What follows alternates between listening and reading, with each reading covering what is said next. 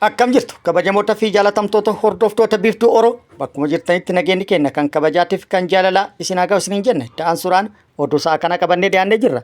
Hangadhuma sagantaa kanatti nu wajji turaan affeerraa kenna kun biiftuu Oroodha keessani jajjabeeffadhaa laayik sheer godhu hin dagatina. Akkasumas maatii chaanala kanaa warri hin dhufin sabiskiraayibii godhuudhaan miseensa maatii chaanala kanaa ta'uudhaan oduu wayitaawaa kan biyya keessattii fi kan biyya alaa argachuudhaan itti bohaaraan affeerraa kenna affeeramtanii jirtu gara maatii chaanala kanaa makama kallattii mangara mata duree oduu amma qabadhetti yeroo dabru oduun jalqaba. Mormiin barattoota yuunivarsiitiilee hunda keessatti akkuma itti fufetti jira.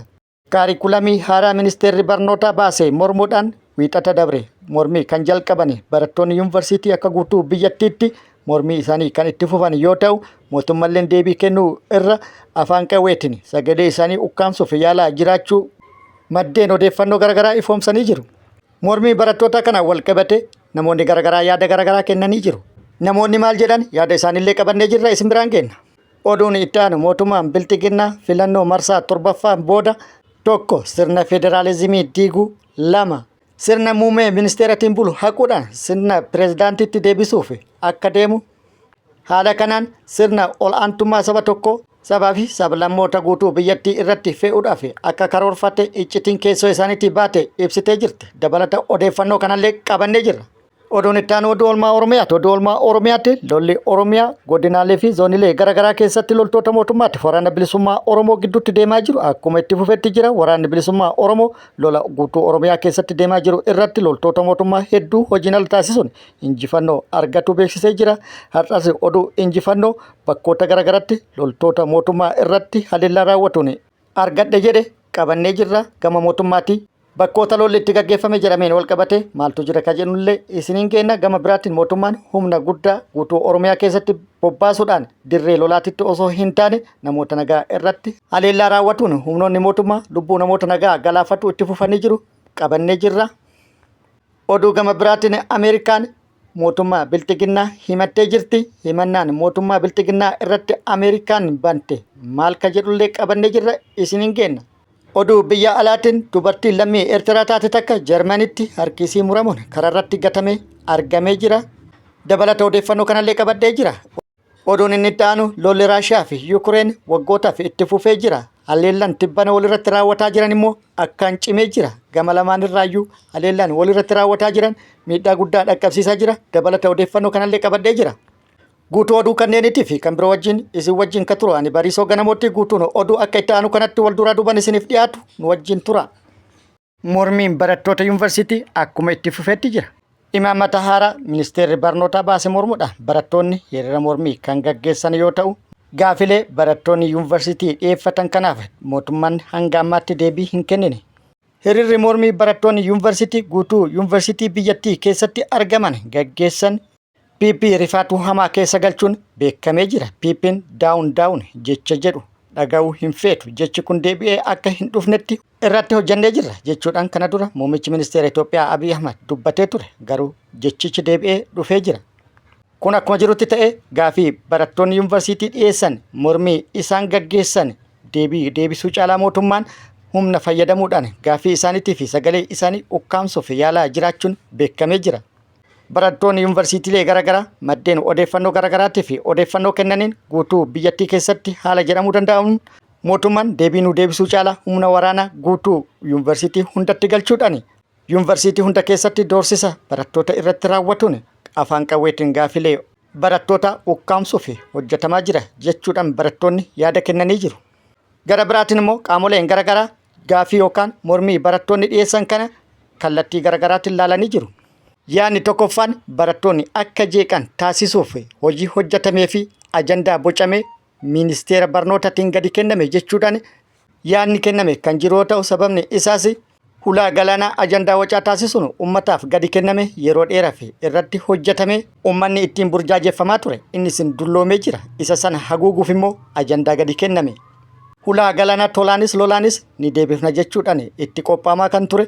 Amma immoo suni kan hin danda'ame akka ta'ee fi ajandaa kana immoo akkanumatti dhiisanii biraa deebi'uu osoo hin taane ajandaa biraa haala amma yuunivarsiitii keessaa jeequmsi itti ka'uu danda'u kanaan gadi kenname. Sababa barattoonni jeequmsa kaasaniif ajandaan sun akka hafe fakkeessuudhaaf hojii hojjetame. Amma ajandaan hulaa galaanaa qabbanaa'ee jira. Ololli hafarfamaa ture qorree jira. Wanti barbaadames kana jechuudhaan qaamni yaada kennee jira. Yaadni inni lammaffaan ajandichi itti yaadamee ta'uu kan kanaan wal fakkaatu ta'e garuu wanti adda isa taasisu kallattimaan akkuma biyyattiitti humna barate kanarratti xiyyeeffatuun humna barate kana abdii kutachiisu akkasumas hamilee dha'uu fi hir'isuu fi hojii hojjetame jechuudhaan yaadni kennamee jira. Oduun itti aanu kibba Oromiyaa godina Booranaatti gosoonni albuudaa 57 qorannoodhaan adda baa'uun himamee jira. Kibba Oromiyaa godina Booranaatti akka lakkoofsa Itoophiyaa bara 2012 hanga 2017tti hojii adda baafannaa albuudaa irratti hojjetamaa tureen gosoota albuudaa 57 adda baasuu biiroon kominikeeshinii Oromiyaa beeksisee jira. Biirichi ibsa sadaasa 20 yookaan guyyaa har'aa jechuudha baaseen kan kana ibse yoo ta'u dabaluunis godinichatti bara bajataa 2018 humna qorannoo cimsuudhaan hojiin adda baafannaa albuudaa kan itti fufu ta'uu ibsee jira. Walumaa galatti kibba Oromiyaa, kibba baha Oromiyaatti fi akkasumas giddugala Oromiyaatti fi baha Oromiyaatti albuudonni akkaan barbaachisoo ta'an yookaan barbaadamoo ta'anii fi qaqqaaliin hedduun argamuu akka danda'anis tilmaamamee jira. Kana duras lixa Oromiyaa dabalatee Oromiyaa bakkoota garaagaraatti albuudonni akkaan barbaachisoo ta'anii fi akkasumas qaqqaalii ta'an hedduun kan argaman ta'uun himamaa ture. Kun akkuma jirutti ta'ee dhimma godina Booranaatii fi Gujii albuudan wal qabsiisuun irra deddeebiin kaasuun immoo shakkii uumee jira. Irra deddeebiin godina Booranaatii fi Gujii irratti xiyyeeffatuun ajandaa dhokataa qabaatina yookaan immoo shirri xaxamaa jiru jiraatina jechuudhaan hedduun gaafii kaasaa jiru. Oduun itti aanu Piippiin sirna federaalizimii diiguudhaaf qophii xumuruun dhagahamee jira.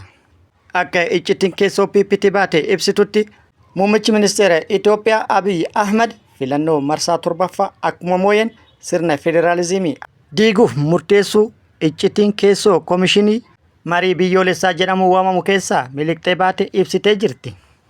Sirna federaalizimii diiguudhaan ji'oo federaalizimii isa jedhamu gadi fiduu fi akka deemuu fi kanaan immoo Oromiyaa waan jedhamu balleessuu fi waanuma maqaa Oromoo fi Oromiyaa dhawatu hunda balleessuuf akka karoorfattes beekamee jira.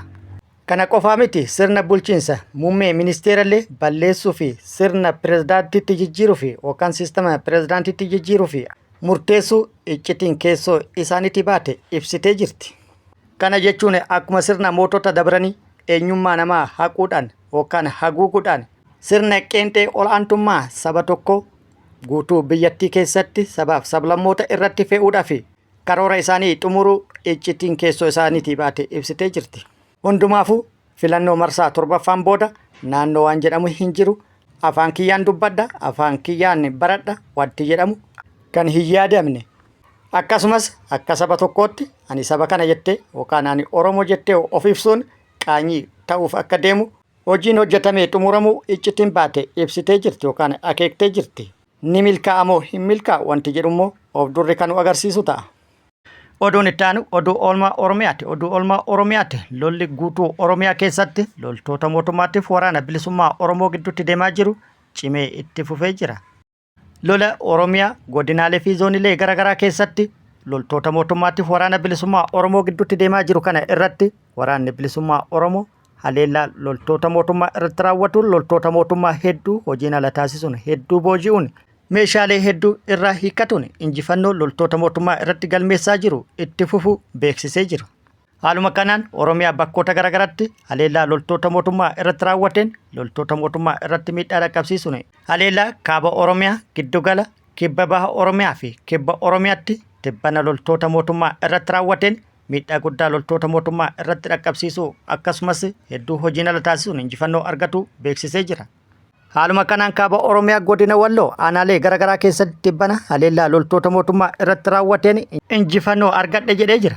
Guyyoota darban aanaa Jiillee Xummugaa fi aanaa Daawee Harawaatti loltoota mootummaa irratti haleellaa raawwateen hedduu hojiin ala taasisuun miidhaa irratti dhaqqabsiisuu isiniin geennee turre. Haaluma wal fakkaatuun sadaasa 18/2025 aanaa Baatee mooraa waraana mootummaa ula dhakaalee qilxuu bakka jedhamutti argamu irratti haleellaa raawwate loltoota mootummaa kan addunyaa kanarraa godaanse kan madeessuun adabee jedhee jira. Haleellaa raawwate kanaan 5 battalumatti addunyaa kanarraa yoo godaansu 8 immoo madoodhaan akka adabee odeeffannoon achirra nu ga'e ibsee jira. Warroota addunyaa kanarraa godaanan keessaa tokko ajajaa raayyaa ittisa biyyaa naannichaatti jedhamee jira. Akkasumas kibba baha Oromiyaa Arsii baha aanaalee garaagaraa keessatti tibbana haleellaa bakkoota garaagaraatti raawwatee jira. Haaluma kanaan Arsii Bahaa Aanaa Shirkaa ganda Soolee Digaluu Gunaa jedhamutti haleellaa humnoota mootummaa saamicha namoota irratti gaggeessaa turte irratti raawwateen kaan addunyaa kanarraa godaanse kaan immoo madoodhaan adabuu odeeffannoon nu ga'e ibsee jira. Osoo waraanni bilisummaa Oromoo haleellaa irratti hin raawwatin dura humnoonni mootummaa kun uummata yookaan hawaasa loon galfatuu fi qawwee itti qabuun dhaabanii saamicha irratti raawwataa turan jedhamee jira. Kana booda waraanni bilisummaa Oromoo dirmannaa taasiseen haleellaa humnoota kanarratti raawwateen ajaja raayyaa ittisa biyyaa naannichaa dabalatee 3 battalumatti addunyaa kanarraa yoo godaansisu 4 immoo madoodhaan adabuu odeeffannoon nu ga'e ibsee jira. Akkasumas waraanni bilisummaa Oromoo zoonii kibba Oromiyaatti har'a haleellaa loltoota mootummaa irratti raawwateen miidhaa irratti dhaqqabsiisuun injifannoo argatu odeeffannoon gamasirraa nu ga'e ibsee jira. Kibba Oromiyaa bakka addaa Gargarbaa Boondaa jedhamutti haleellaa loltoota mootummaa irratti raawwateen 4 battalumatti addunyaa kanarraa godaansise.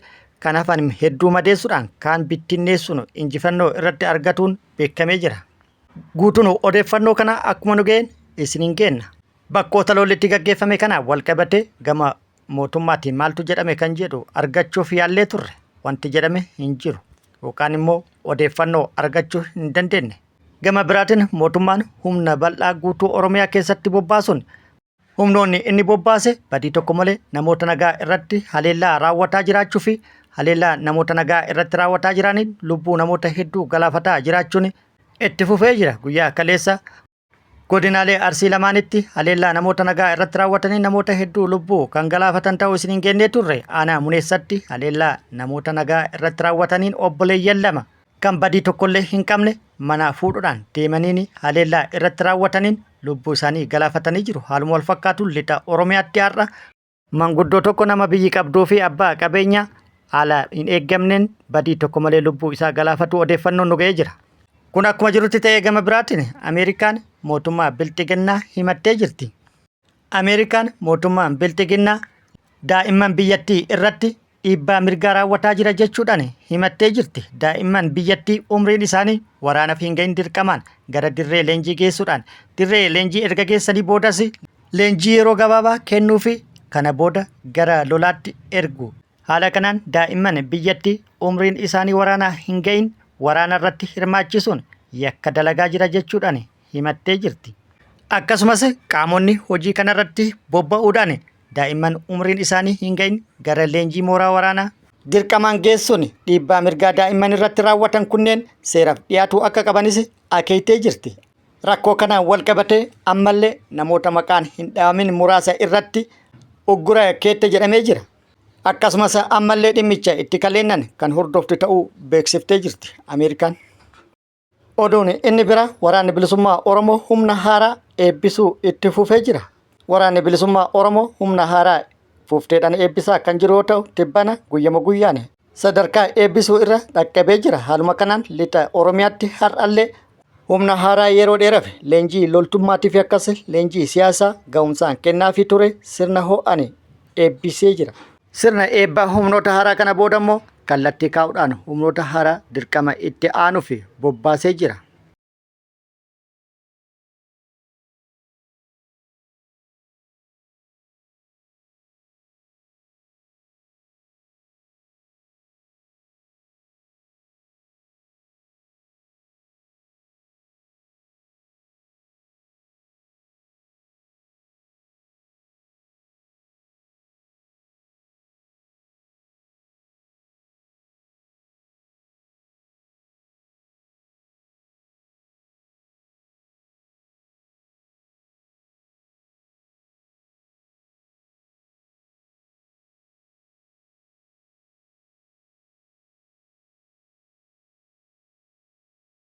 Oduun itti aanu Jarmanitti harki muramaan kan dubartii lammii Eertiraa taatee tokko daandiirratti gatamee argamuun himamee jira.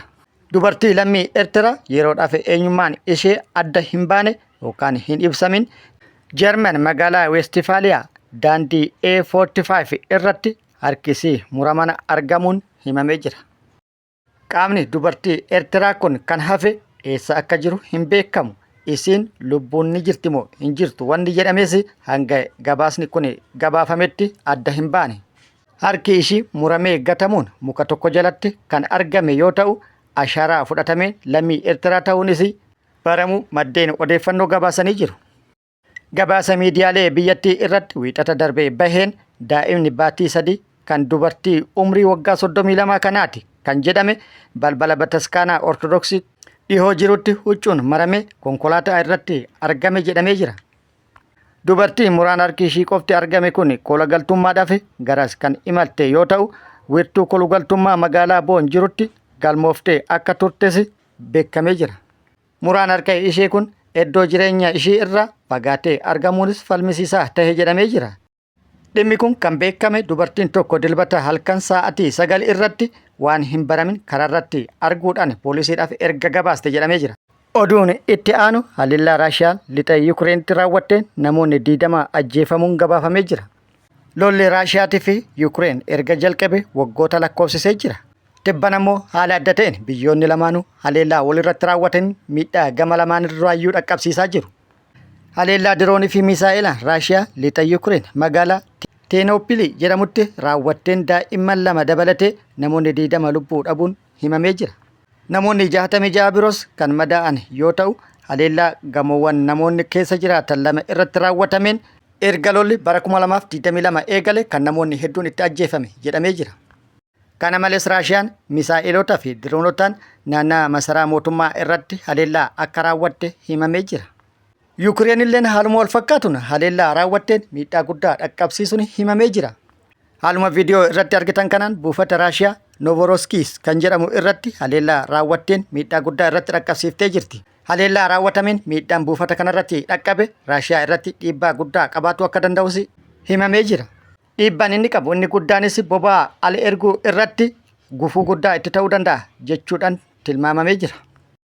Kabajamoota fi jaalatamtoota hordoftoota biiftuu Oroo oduun ammaaf qabadde kana hanga ammaa kana guutuu oduu wajjin isin wajjin ka ture ani Bariisoo Ganamooti hanga yeroo itti aanutti deebinee wal agarrutti nageenyi Rabbi isiniif haa baay'atu nagatti nu turaan immoo hawwii kenna nagatti nu tura.